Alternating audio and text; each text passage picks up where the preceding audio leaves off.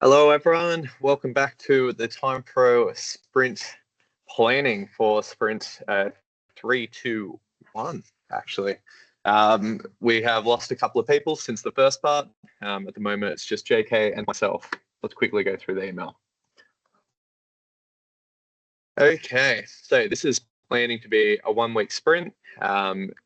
Unfortunately, we're not having massive capacity with 2 out of our 3 devs going to be working on different projects. So bearing that in mind, we have the 1 sprint goal, which is to finish the Ingram Micro Epic, which I believe we're pretty close to, right? It just needs to be tested and a couple of small tweaks done to the MVP.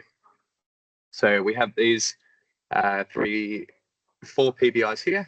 The first 2 are bugs from the previous sprint, which we have spoken about. Then we have a task here to add tests for the invoice sync. We want to make sure that that's working right before we start rolling it out into production.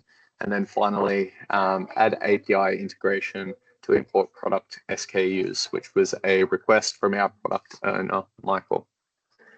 Brilliant. Okay, that was a short one. I will add this video to our YouTube channel where you can see our other sprint review and retros. Brilliant. Thanks, everyone.